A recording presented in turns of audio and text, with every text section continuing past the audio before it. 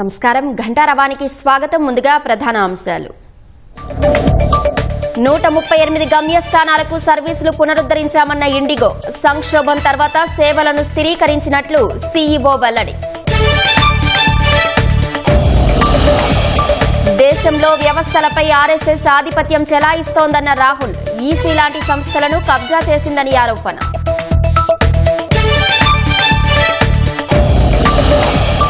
Lorry యజమానుల బంద్ నివారణకు ప్రభుత్వం చర్యలు. ఓనర్ల అసోసియేషన్ నేతలతో రవాణా శాఖ చర్చలు.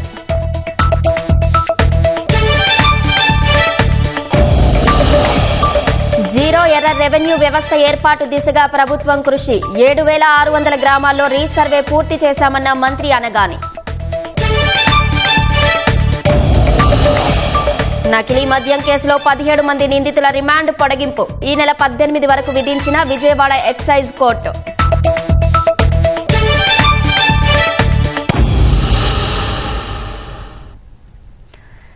దేశవ్యాప్తంగా ప్రధాన ఎయిర్పోర్టుల్లో ప్రయాణికుల పడిగాపులకు దారితీసిన విమానాల రద్దు, అంతరాయాల తర్వాత తమ సేవలను స్థిరీకరించినట్లు ఇండిగో సీఈఓ పీటర్ ఆల్బర్ట్స్ తెలిపారు. 138 గమ్యస్థానాలకు తమ సర్వీసుల రాకపోకలు తిరిగి మొదలైనట్లు చెప్పారు. ఈ మేరకు తమ ఎయిర్లైన్స్ వెబ్సైట్లో ఓ వీడియో సందేశాన్ని ఆయన పోస్టు చేశారు. వందల సంఖ్యలో విమానాల రద్దు, అంతరాయాల వల్ల ప్రయాణికులకు కలిగిన అసౌకర్యానికి ఇండిగో సీఈఓ క్షమాపణలు కోరారు.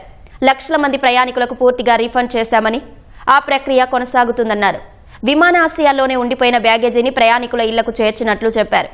ప్రతి ప్రయాణికుడి అవసరాలను తీర్చేందుకు తమ ఎయిర్లైన్స్ కట్టుబడి ఉందని తెలిపారు. సంక్షోభానికి దారితీసిన పరిస్థితులు, నేర్చుకోవాల్సిన పాఠాలు, ఎలా బలంగా ఎదగాలనే అంశాలపై అంతర్గత సమీక్ష జరుగుతోందని ఇండిగో సీఈఓ పీటర్ ఆల్బర్ట్స్ చెప్పారు. Ladies and gentlemen, dear customers, I'm Peter Albers, the CEO of Indigo. Following our earlier communications, today I'm here to share that your airline, Indigo, is back on its feet and our operations are stable. We've let you down when a major operational disruption happened, and we're sorry for that. The beauty of air travel is that it brings together people, emotions, ambitions and aspiration. And we know that you were traveling for various reasons. Thousands of you could not travel, and we are profusely apologetic about that. While we cannot undo the cancellations, I want to reassure that ever since, our entire Indigo team has been working very hard. First and foremost for you, our valued customers. Initially, our first priority was to get all stranded and delayed customers safely to their destinations or back home. Then we started our refunds. No questions asked. Lakhs of customers have already received their full refunds, and we continue to do so on a daily basis.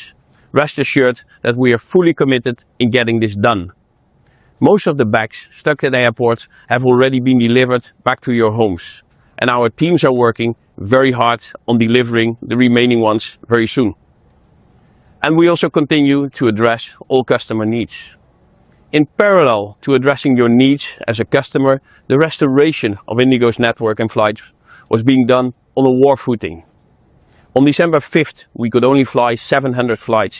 Thereafter, gradually yet steadily improving to 1,500 on 6th, 1,650 on 7th, 1,800 yesterday, and today more than 1,800. As of yesterday, we are back of flying to all our 138 destinations in our network, and our on-time performance has also been normalized. Earlier, we had indicated to normalize between the 10th and the 15th of December. I can confirm now that today, as of December 9th, our operations are fully stabilized, which means flights reflecting on our website are scheduled to operate with an adjusted network. So please continue to check our website for updates. We continue to work in full cooperation with the government. And now that the immediate crisis is dealt with, we started to focus internally on what has led to this, lessons learned to be drawn, and how to emerge stronger from this. While there's still customer angst, I would like to also share that we're getting heartwarming messages from our customers and that people are back to booking on our flights, which is giving us a big encouragement. వందల సంఖ్యలో సర్వీసుల రద్దు అంతరాయాల నేపథ్యంలో పౌర విమానయాన శాఖ director general DGCA IndiGo శీతాకాల విమానాల సంఖ్యలో 5% కోత విధించింది. ఈ మేరకు ఉత్తర్వులు జారీ చేసింది. ముఖ్యంగా అధిక డిమాండ్, అధిక ఫ్రీక్వెన్సీ ఉన్న మార్గాల్లో సర్వీసులను తగ్గించినట్లు తెలిపింది. సవరించిన విమానాల షెడ్యూల్ను రేపు సాయంత్రం 5 గంటలకల్లా సమర్పించాలని ఇండిగోను ఆదేశించింది. ప్రస్తుతం ఇండిగో ఎయిర్లైన్స్ 2200 సర్వీసులను నడుపుతోంది. ఇండిగో ఎయిర్లైన్స్ సేవలు క్రమంగా సాధారణ స్థితికి చేరుకుంటున్నట్లు పౌర విమానయాన శాఖ మంత్రి రామ్మోహన్ నాయుడు లోక్సభలో చెప్పారు. ఈ నెల 5న 706కు పడిపోయిన ఇండిగో సర్వీసుల సంఖ్య సోమవారానికి 1800కు పెరిగినట్లు తెలిపారు. Revised flight duty time limitations scientifically designed to prevent pilot fatigue are being implemented. These reforms are essentially for passenger safety. DGCA adopted a phased-wise implementation plan in consultation with all the stakeholders. Indigo had clearly assured full compliance with these norms and also confirmed its preparedness to undertake its winter schedule. Despite these assurances, prima facie, it was observed that internal rostering disruptions led to large-scale cancellations, causing inconvenience to thousands of passengers. The ministry advised the regulator to act immediately. Inquiry orders and show cause notice to CEO and COO of Indigo were issued. Also, Indigo has been directed to restructure its operations, add reserve crew capacity, improve passenger handling, and restore normal schedules without any delay. దేశంలోని వ్యవస్థలన్నింటిపైన RSS ఆధిపత్యం చెలాయిస్తోందని లోక్సభలో ప్రతిపక్ష నేత రాహుల్ గాంధీ మండిపడ్డారు. EC, ED, CBI వంటి స్వతంత్ర సంస్థలను కేంద్రం కబ్జా చేసిందని ఎన్నికల సంస్కరణలపై జరిగిన చర్చలో వ్యాఖ్యానించారు. గాంధీ హత్య తర్వాత దేశంలోని సంస్థాగత చట్టాన్ని స్వాధీనం చేసుకునే ప్రాజెక్టును ఆర్ఎస్ఎస్ చేపట్టిందని అన్నారు. ప్రస్తుతం దేశంలోని వర్సిటీల వీసీలంతా ఆర్ఎస్ఎస్ వాదులేనని ఆరోపించారు. ఆర్ఎస్ఎస్ వాదులకు సమానత్వంపై నమ్మకం లేదన్న రాహుల్ సమానత్వ భారతం కోసం తప్పించిన జాతిపితను చంపారన్నారు. ఆర్ఎస్ఎస్ కు నచ్చని నిజాలను క్రమానుగతంగా ప్రజలకు దూరం చేస్తున్నారని రాహుల్ ఆందోళన వ్యక్తం చేశారు. మన దేశం 150 కోట్ల ప్రజలతో కొట్టిన వస్త్రమన్న రాహుల్ దాన్ని బోట్లతో కలిపి అల్లారని చెప్పుకొచ్చారు. ప్రజాస్వామ్య నాశనం కోసం ఈసీని బీజేపీ వాడుకుంటోందని, పథకం ప్రకారమే ఈసీ ఎంపిక ప్యానెల్ నుంచి సీజేఐని తొలగించారని వివరించారు. ఎన్నికల కమిషనర్లు తప్పులు చేసినా రక్షణ కల్పించే చట్టాలను తీసుకొచ్చారని ధ్వజమెత్తారు. ఇప్పుడు ప్రధాని నరేంద్ర మోదీ షెడ్యూల్కు అనుగుణంగానే ఈసీ ఎన్నికలను నిర్వహిస్తోందని ఆరోపించారు. బీజేపీ గెలిచిన అన్ని రాష్ట్రాల్లో ఓటర్ల జాబితాలోని అవకతవకలను బయటపెట్టామన్న రాహుల్ హర్యానా ఎన్నికల జాబితాలో ఓ బ్రెజిల్ మోడల్ పేరు 23 సార్లు ఉందని గుర్తు చేశారు.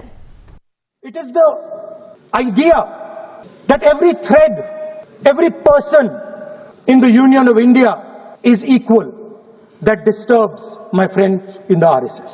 They are happy to see the fabric, but they cannot stand the idea that every single person in the fabric of our country, regardless of what religion they come from, regardless of what community they come from, regardless of what language they speak, should be equal. Because they fundamentally do not believe in equality. They believe in a hierarchy, and they believe that they should be on top of that hierarchy. దేశవ్యాప్తంగా voter జాబితా ప్రత్యేక సమగ్ర సవరణ ఎస్ఐఆర్ను నిర్వహించే చట్టబద్దమైన అధికారం ఎన్నికల సంఘానికి లేదని కాంగ్రెస్ ఎంపీ మనీష్ తివారీ అన్నారు. అందుకే దాన్ని వెంటనే నిలిపివేయాలని డిమాండ్ చేశారు. ఎస్ఐఆర్పై లోక్సభలో చర్చను ప్రారంభించిన ఆయన ఎస్ఐఆర్పై చట్టంలో ఎలాంటి నిబంధనలు లేవన్నారు. ఎస్ఐఆర్ను నిర్వహించాలనుకుంటే ఓటర్ల జాబితాలో సమస్యలు ఉన్న నియోజకవర్గాల్లో చేపట్టాలని మనీష్ తివారీ సూచించారు. మరోవైపు ఈసీ పనితీరుపై తీవ్ర ఆరోపణలు చేసిన మనీష్ తివారీ ఎన్నికల సంఘం తటస్థంగా పనిచేయడం లేదని ఆరోపించారు. ప్రధాన ఎన్నికల కమిషనర్తో పాటు ఎలక్షన్ కమిషనర్ల నియామకానికి సంబంధించిన చట్టాన్ని సవరించాల్సిన అవసరం ఉందన్నారు. సెలక్షన్ ప్యానెల్లో ప్రస్తుతం ప్రధాని, లోక్సభ ప్రతిపక్ష నేత, ప్రధాని సిఫారు చేసిన కేంద్ర మంత్రి ఉండగా రాజ్యసభలో ప్రతిపక్ష నేత, సీజేఐని కూడా చేర్చాలని ఎంపీ తివారీ సూచించారు. కాంగ్రెస్ డిమాండ్తో సమాజ్వాదీ పార్టీ చీఫ్ అఖిలేష్ యాదవ్ ఏకీభవించారు. ఈవీఎంల కన్నా బ్యాలెట్ పేపర్లతో ఎన్నికలు జరపడం విశ్వసనీయమైందని అఖిలేష్ అన్నారు. జర్మనీ, అమెరికా వంటి అభివృద్ధి చెందిన దేశాలు సైతం బ్యాలెట్ ఎన్నికలనే నిర్వహిస్తున్నాయని వివరించారు. कि देश भर में एसआईआर पे चर्चा है, कई प्रदेशों में एसआईआर हो रहा है, पर मैं बहुत जिम्मेवारी से ये बात कह रहा हूं कि चुनाव आयोग के पास कानूनी तौर पर एसआईआर करवाने का कोई औचित्य नहीं है. ना संविधान में ना कानून में स्पेशल इंटेंसिव रिवीजन का कोई प्रावधान है। ये सिर्फ एक अख्तियार चुनाव आयोग को दिया गया था कि अगर किसी क्षेत्र में कोई गड़बड़ी है इलेक्टोरल रोल के साथ, कोई मतदाता सूची ठीक नहीं है, तो उसको ठीक करने के लिए for reasons to be recorded in writing and reasons to be made public, तो ही आप एसआईआर कर सकते हैं। आप पूरे बिहार के लिए एसआईआर नहीं कर सकते, आप पूरे केरल के लिए एसआईआर नहीं कर सकते, आप पूरे पश्चिम बंगाल के लिए एसआईआर नहीं कर सकते। ఆంధ్రప్రదేశ్లో ఎస్ఐఆర్ను అమలు చేయాలని ఎంపీ లావు శ్రీకృష్ణదేవరాయలు ఎన్నికల సంఘాన్ని కోరారు. లోక్సభలో ఎస్ఐఆర్పై నిర్వహించిన చర్చలో ఆయన మాట్లాడారు. ఈ క్రమంలో ఎన్నికల సంఘానికి పలు సంస్కరణలు చేపట్టాల్సిన అవసరం ఉందని సూచించారు. రాష్ట్రంలో స్థానిక, అసెంబ్లీ, లోక్సభ ఎన్నికలను ఒకేసారి చేపట్టాలని, ఓటర్ కార్డును ఆధార్తో అనుసంధానించడంతో పాటు ఐరిస్ లేదా బయోమెట్రిక్ ద్వారా ఓటు వేసేలా మార్పులు చేయాలని ఎన్నికల సంఘాన్ని కోరారు. Reform that we request the Election Commission through the Law Ministry is that adoption of a single unified electoral roll for state, national and local body elections, ma'am. This is very much needed because every time there's local bodies, there's a assembly elections and parliament elections. Most of the time the electoral rolls are different, and also most of the schemes that are delivered to the citizens are done through the Aadhaar card. Because it is done through Aadhaar card, it helps the party in the ruling if you can combine both of them. So what from Telugu Desam party side, what we request is, if not bring the Aadhaar data onto the voter ID, why can't we create the same iris, same thumb impression of the voter ID so that it becomes unique? And third one, ma'am, conducted targeted re-enrollment campaigns for migrant workers, tribal groups and the elderly, ma'am. The fourth one, capacity building for BLOs and EROs, because this capacity building happens only 6 months before the election or 8 months before the election, but this needs to happen continuously every year. So I request the Election Commission to look into that. As a regional party who is in power in Andhra Pradesh, we have come forward and we have said, please implement SIR in Andhra Pradesh. Voter జాబితా ప్రత్యేక సమగ్ర సవరణలో పాల్గొంటున్న బీఎల్ఓలు ఇతర అధికారులపై బెదిరింపులకు పాల్పడడాన్ని supreme court తీవ్రంగా పరిగణించింది. అలాంటి ఘటనలను తమ దృష్టికి తీసుకురావాలని ఎన్నికల సంఘాన్ని ఆదేశించింది. ఎస్ఐఆర్ ప్రక్రియలో సహకారం అందించని రాష్ట్ర ప్రభుత్వాల వివరాలను తమకు అందిస్తే తగిన ఉత్తర్వులు ఇస్తామని ప్రధాన న్యాయమూర్తి జస్టిస్ సూర్యకాంత్, న్యాయమూర్తి జస్టిస్ జోయ్ మాల్యా బాగ్చి నేతృత్వంలోని ధర్మాసనం పేర్కొంది. తుది ఓటరు జాబితాను ప్రకటించేంత వరకు పశ్చిమ బెంగాల్ పోలీసులను ఈసీ తన నియంత్రణలోకి తీసుకోవాలని దాఖలైన పిటిషన్పై ప్రధాన న్యాయమూర్తి నేతృత్వంలోని ధర్మాసనం విచారణ చేపట్టింది. పరిస్థితి మరింత దిగజారితే రాష్ట్ర ప్రభుత్వాల ఆధీనంలో ఉండే పోలీసులను తమ నియంత్రణలోకి తీసుకోవడం తప్ప మరో దారి లేదని ఈసీ తరపు న్యాయవాది రాకేష్ ద్వివేది వాదించారు. ఈ దశలో జోక్యం చేసుకున్న ధర్మాసనం ఎన్నికల ప్రక్రియ మొదలయ్యే వరకు పోలీసులను ఈసీ తన నియంత్రణలోకి తీసుకోలేదని తెలిపింది. ఎస్ఐఆర్లో పాల్గొనే బీఎల్ఓలు ఇతర అధికారులపై బెదిరింపులకు పాల్పడితే చర్యలు తీసుకునే అధికారం ఈసీకి ఉందని న్యాయవాది రాకేష్ ద్వివేది తెలిపారు. క్షేత్రస్థాయిలో పరిస్థితులు మరింత దిగజారకుండా చర్యలు తీసుకోవాలని ఈసీని ఆదేశిస్తూ ప్రధాన న్యాయమూర్తి జస్టిస్ సూర్యకాంత్ విచారణను ముగించారు. మాజీ ప్రధాని నెహ్రూను ఇతర కాంగ్రెస్ నాయకులను అవమానించేందుకు ప్రధాని నరేంద్ర మోదీ, హోంమంత్రి అమిత్ షా ఒక్క అవకాశాన్ని కూడా వదులుకోవడం లేదని కాంగ్రెస్ అధ్యక్షుడు మల్లికార్జున ఖర్గే మండిపడ్డారు. స్వాతంత్ర్యోద్యమంలో కాంగ్రెస్ నాయకులంతా వందే మాతరాన్ని పాడి జైలులో ఉన్న సమయంలో బీజేపీ సైద్ధాంతిక కర్తలంతా బ్రిటిష్ వారి కోసం పనిచేశారని విరుచుకుపడ్డారు.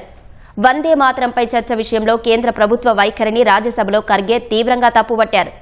దేశం ఎదుర్కొంటున్న సమస్యల నుంచి ప్రజల దృష్టిని మరల్చేందుకే వందే మాతరం అంశాన్ని తీసుకొచ్చారని ధ్వజమెత్తారు. జాతీయ సమావేశాల సమయంలో వందే మాతరం గేయంలోని 2 చరణాలనే పాడాలని తీర్మానించిన వారిలో మహాత్మా గాంధీ, మౌలానా ఆజాద్, సుభాష్ చంద్రబోస్, సర్దార్ వల్లభాయ్ పటేల్, గోవింద్ వల్లభ్ పంత్ జీ కూడా ఉన్నారని ఖర్గే గుర్తు చేశారు. అయినప్పటికీ నెహ్రూనే మోదీ, అమిత్ షా లక్ష్యంగా చేసుకుంటున్నారని ఖర్గే విమర్శించారు. The committee recommend that wherever Vande Mataram is sung at national gatherings, only the first 2 stanzas should be sung. With perfect freedom to organize to sing any other song of unobjectionable character can be sung. ये working committee में मंजूर हुई. क्या नेहरू जी अकेले थे? क्या गांधी जी नहीं थे, सुभाष चंद्र बोस नहीं थे, कृपलानी नहीं थे, मदन मोहन मालवीय नहीं थे, आजाद जी नहीं थे? इनका अपमान कर रहे हो आप, इन सबका अपमान कर रहे हो। और ये सभी बड़े नेताओं का सम्मिलित निर्णय था। फिर नेहरू जी को अकेले क्यों टारगेट करके प्रधानमंत्री वही बार बार बोलते हैं, यहाँ होम मिनिस्टर बोलते हैं। देख, एक दूसरा नंबर है, मैं ये भी पठन पे रखूंगा, प्लीज ये पढ़ लीजिए, क्योंकि आप नहीं पढ़े होंगे कांग्रेस का इतिहास। सिर्फ आप गोलवरकर का, मनुस्मृति का ये किताबें पढ़े हैं, ये भी जरा पढ़ो।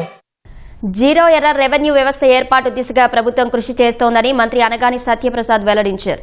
సచివాలయంలో రెవెన్యూ శాఖపై ముఖ్యమంత్రి సమీక్ష నిర్వహించి కీలక సూచనలు చేసినట్లు తెలిపారు. స్టాంపు రిజిస్ట్రేషన్ శాఖ ద్వారా ఈ ఏడాది 10,169 కోట్ల ఆదాయం ఆర్జించడమే లక్ష్యమని సీఎం చెప్పారని మంత్రి తెలిపారు. అవినీతి అక్రమాలకు తావు లేకుండా పాస్పోర్ట్ కార్యాలయాల తరహాలో రిజిస్ట్రేషన్ కార్యాలయాలు తీసుకురావాలని సీఎం ఆదేశించారన్నారు. వెబ్ల్యాండ్లో ఏ మార్పు జరిగినా అది ఆన్లైన్లో శాశ్వతంగా నిక్షిప్తమయ్యే వ్యవస్థ తీసుకొస్తున్నట్లు తెలిపారు. ఇంటర్నేషనల్ స్టాండర్డ్స్ లో కూడా వేరే దేశాల్లో కూడా ఈ రిజిస్ట్రేషన్స్ అనేది పక్కా ఎలా జరుగుతా ఉన్నాయో కూడా అధ్యయనం చేసి తద్వారా ఒక మంచి ప్రక్రియ అంటే డబుల్ రిజిస్ట్రేషన్స్, ఇల్లీగల్ రిజిస్ట్రేషన్ ఉండకూడదు, అలాగే కరప్షన్ అనేది ఉండకూడదు అనే లక్ష్యంతో గౌరవ ముఖ్యమంత్రి గారు డిపార్ట్మెంట్ అందరూ కూడా వే ఫార్వర్డ్ చెప్పడం జరిగింది. రీసర్వే అనేది ప్రిలిమినరీ నుంచి ఫైనల్ నోటిఫికేషన్కి 180 days పడుతుంది, అంటే 6 నెలల సమయం పడుతుంది. 6 నెలల సమయంలో వచ్చే బాధ చేంజ్ మేనేజ్మెంట్ ప్రాబ్లమ్స్ తప్ప ఏది కూడా పర్మనెంట్ ప్రాబ్లం కాదు. దాంతోపాటు మరి ముఖ్యంగా జాయింట్ ఎల్పిఎంస్, మేము పదే చెప్తా ఉన్నాం, జాయింట్ ఎల్పిఎంస్ని మేము ఫ్రీగా 500 రూపాయలు ఏదో ఫీజు ఉందో అది కూడా తీసుకోవద్దని చేసి క్యాబినెట్లో మేము తెచ్చి మరీ మేము ఫ్రీగా జియో ఇచ్చాం. 2 లక్షల జాయింట్ ఎల్పిఎంస్ ఉన్నాయి. వీఆర్ బీన్ టెల్లింగ్ ఎవ్రీవన్, మీ జాయింట్ ఎల్పిఎంస్ని మీరు విడగొట్టుకోండి, తీసుకోండి, దాన్ని ఎవరి పేరు మీద వాళ్ళు తెచ్చుకొని చెప్తా ఉన్నాం, ఆయన కూడా చేసుకోవట్లేదు. గత ప్రభుత్వం చేసినట్టుగా మల్టిపుల్ సర్వేలను ఒక విలేజ్లో పంపిస్తే వాళ్ళ ఒక పక్క వీళ్ళొక పక్క వచ్చి చాలా కాంప్లికేషన్ వచ్చినాయి. అలాంటివి రాకుండా ఒక ప్లాన్ చేసి ఆ గ్రామానికి ఇచ్చినటువంటి ఏదైతే మేము మొన్న బ్లాక్ సిస్టమ్ పెట్టామో ఆ బ్లాక్ సిస్టమ్ ప్రకారంగా 27 జనవరికి పూర్తి చేయమని చేసి ఈరోజు మాకు నిర్దేశించారు. ఈ హైరార్కీలో ఎక్కడ ఎవరు ఏ వెబ్లాండ్లో ఎక్కడ మార్పు జరిగినా కూడా అక్కడ ఆన్లైన్లో తెలిసే విధంగా రాబోయే 100 సంవత్సరాలకు కూడా ఎక్కడ మార్పు జరిగినా కూడా అది మనకి రిఫ్లెక్ట్ అయ్యే విధంగా ఈ యొక్క కార్యక్రమం చేపడతాం. పోలవరం ప్రాజెక్టులో గ్యాప్ 2 నిర్మాణ పనులు మరింత వేగం పుంజుకున్నాయి. గ్యాప్ 2 ఎగువ ప్రాంతంలో రాళ్లు పరిచే పనులకు శ్రీకారం చుట్టారు. జలవనరుల శాఖ అధికారులు, మేఘా ఇంజనీరింగ్ ప్రతినిధులు ప్రాజెక్టు నిర్మాణ ప్రాంతంలో పూజలు చేసి పనులను అధికారికంగా ప్రారంభించారు. ఇప్పటికే గ్యాప్ 2 దిగువ ప్రాంతంలో భూమిని పటిష్టపరిచి రాళ్లు పరిచే ప్రక్రియ కొనసాగుతోంది. ప్రభుత్వం నిర్దేశించిన లక్ష్యానికి అనుగుణంగా పనులు వేగవంతంగా సాగుతున్నాయని అధికారులు తెలిపారు. నిర్ణీత గడువులోగా ప్రాజెక్టును పూర్తి చేయడానికి పక్కా ప్రణాళికతో పనిచేస్తున్నామన్నారు. డయాఫ్రమ్ వాల్ ఎగువ దిగువ వైపులా మట్టి నింపే పనులు జరుగుతున్నాయని వివరించారు.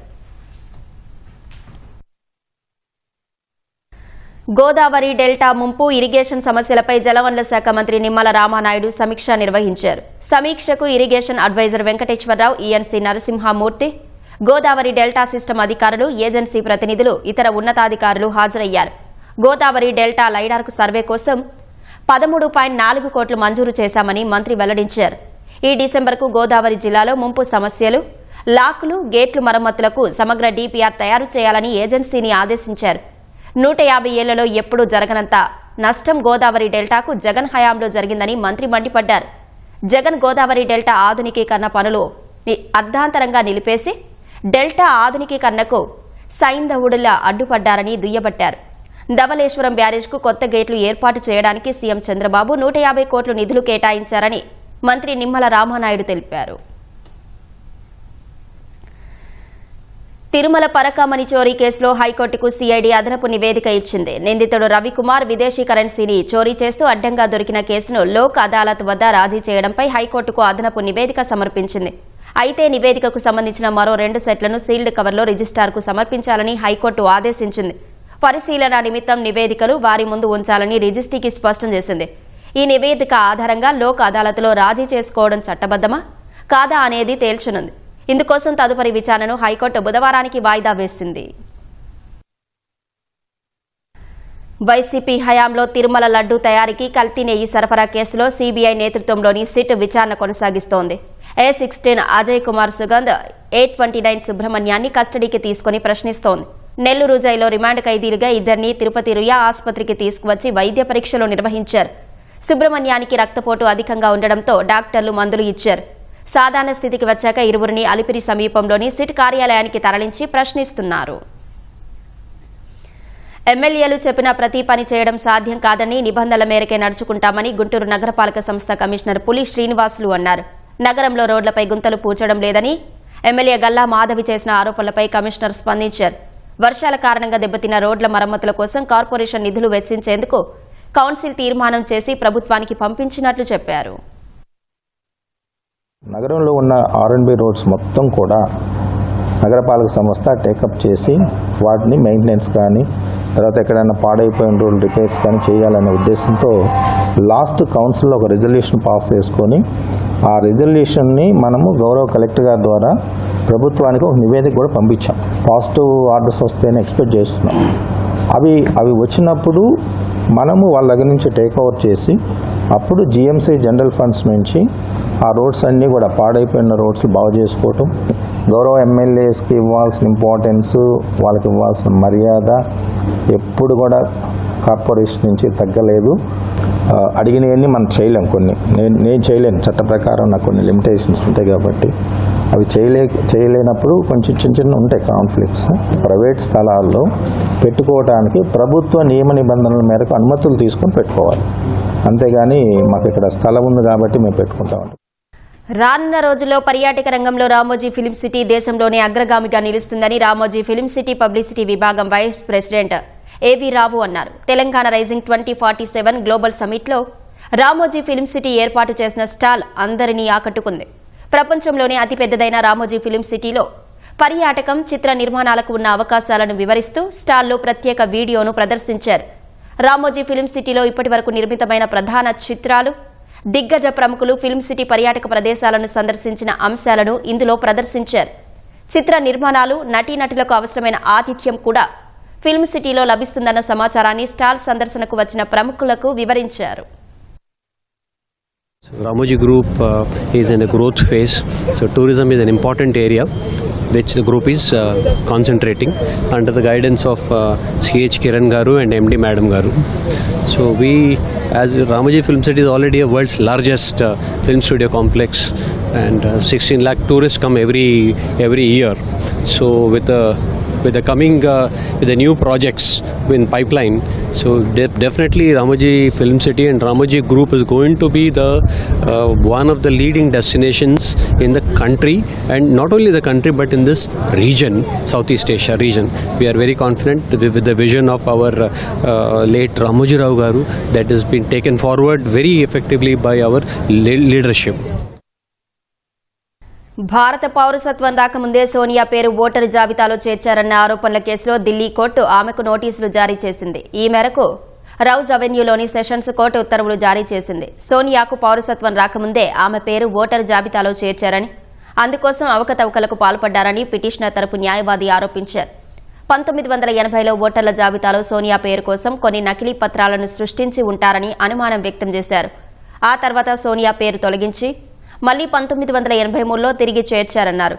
ఈ రెండు కూడా సోనియాకు పౌరసత్వం రాకముందే జరిగాయని పిటిషనర్ పేర్కొన్నారు. ఆ మేరకు కొన్ని ఆధారాలు సమర్పించడంతో వాటిని పరిశీలించిన కోర్టు వివరణ ఇవ్వాలని సోనియా ఢిల్లీ పోలీసులకు నోటీసులు జారీ చేసింది. తదుపరి విచారణను జనవరి 6కు వాయిదా వేసింది. లక్షల రూపాయల కరెంటు బిల్లులు చెల్లించకుండా తప్పించుకుని తిరిగే వాళ్లు మన దేశంలో ఎంతో మంది ఉన్నారు. కానీ మధ్యప్రదేశ్కు చెందిన ఓ వ్యక్తికి అందుకు భిన్నంగా వింతైన అనుభవం ఎదురైంది. సాత్నా జిల్లా కోతి పట్టణానికి చెందిన పీయూష్ అగర్వాల్కు 12 రూపాయలు కరెంటు బిల్లు పెండింగ్లో ఉందని పేర్కొంటూ విద్యుత్ శాఖ ఏకంగా లీగల్ నోటీసు పంపించింది.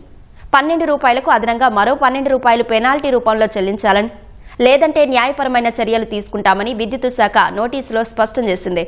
ఈ విషయంపై విద్యుత్ శాఖను సంప్రదించగా నోటీసు పొరపాటున వచ్చి ఉంటుందని వివరణ ఇచ్చారు.